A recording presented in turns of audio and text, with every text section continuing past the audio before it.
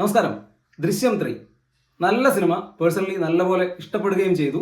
ലാലേട്ടന്റെ പെർഫോമൻസ് തന്നെയാണ് ഈ സിനിമയിലെ ഏറ്റവും വലിയ ഹൈലൈറ്റ്. അതുപോലെ ജീത്തു ജോസഫ് എന്താണോ ഈ സിനിമയെക്കുറിച്ച് ഇന്റർവ്യൂസിലെല്ലാം പറഞ്ഞിട്ടുള്ളത് അതുപോലെ വന്നിട്ടുള്ള ഒരു സിനിമയാണ്.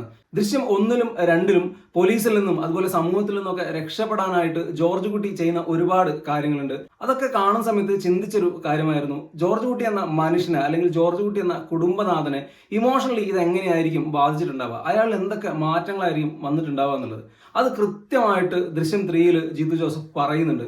അതിനാൽ തന്നെ ദൃശ്യം 3 ദൃശ്യം 1-ഉം 2-ഉം പോലെയുള്ള ഒരു സിനിമയല്ല, കുറെ കൂടെ ഇമോഷണലായിട്ട് കണക്ട് ചെയ്യുന്നൊരു സിനിമയാണ്. അത് മനോഹരമായിട്ട് ജീത്തു എടുത്തിട്ടുമുണ്ട്. എടുത്ത് പറയേണ്ട മറ്റൊരു കാര്യം ജീത്തു ജോസഫിന്റെ മേക്കിംഗ് ആണ്. മുൻപത്തെ പല സിനിമകൾ അദ്ദേഹത്തിന് കിട്ടിയിട്ടുള്ള ഒരു വിമർശനം എന്ന് പറഞ്ഞാൽ മേക്കിങ്ങിൽ വന്നുപോയ പാളിച്ചകളാണ്. പക്ഷെ ഇവിടെ അത് കൃത്യമായിട്ട് അദ്ദേഹം തിരുത്തിയിട്ടുണ്ട്.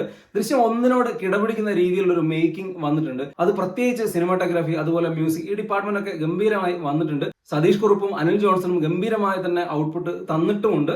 ദൃശ്യം 3-യുടെ ഏറ്റവും വലിയ ക്വാളിറ്റി ഇതിന്റെ ഒരു ഇമോഷണൽ സൈഡാണ്. ജോർജ് കുട്ടി എന്ന ക്യാരക്ടറെ കൃത്യമായി മനസ്സിലാക്കി ലാലേട്ടൻ ഒരിക്കൽ കൂടെ ചെയ്തു എന്നുള്ളതാണ്.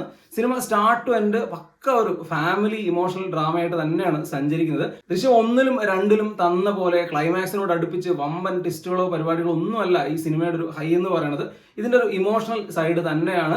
കാരണം ഫാമിലിക്കൊക്കെ ഇഷ്ടപ്പെടുന്ന രീതിയിലാണ് ജീത്തു ജോർജ് കുട്ടിയൻ ഫാമിലിയെ കൊണ്ടുപോയിട്ടുള്ളത്. കാരണം കുടുംബത്തിനകത്ത് നടക്കുന്ന പല കാര്യങ്ങളുമാണ്. പ്രത്യേകിച്ചും ജോർജ് കുട്ടിയുടെ 2 മക്കളുടെ സ്വഭാവത്തിൽ വന്നിട്ടുള്ള കാര്യം, അവര് വളരുമ്പോൾ ഏതൊക്കെ രീതിയിലുള്ള മാറ്റങ്ങൾ ഉണ്ടാവാം, അല്ലെങ്കിൽ അവരെങ്ങനെയായിരിക്കും ഈ ഒരു ഇൻസിഡന്റിനോട് റിയാക്ട് ചെയ്യുക, അങ്ങനെയുള്ള കുറേ കാര്യങ്ങൾ കൃത്യമായിട്ട് ജീത്തു ജോസഫ് കൊണ്ടുവന്നിട്ടുണ്ട്. ജീത്തു ജോസഫിന്റെ എഴുത്ത് തന്നെയാണ് ദൃശ്യം 3-യുടെ നട്ടെല്ല്. അതുപോലെ തന്നെ പുള്ളിയുടെ മേക്കിങ്ങിൽ വന്നിട്ടുള്ള ഒരു ഇമ്പ്രൂവ്മെന്റും. തീർത്തും ഒരു ഫാമിലി ഇമോഷണൽ ഡ്രാമ എന്ന രീതിക്ക് തന്നെ ദൃശ്യം 3-യെ സമീപിക്കാം. തീർത്തും തൃപ്തികരമായിട്ടുള്ള ഒരു തിയേറ്റർ അനുഭവമായിരുന്നു. തീർച്ചയായിട്ടും തിയേറ്ററിൽ കുടുംബത്തോടൊപ്പം ആസ്വദിച്ച് കാണാൻ പറ്റുന്ന ഒരു ഫാമിലി ഇമോഷണൽ ഡ്രാമയാണ് ദൃശ്യം 3.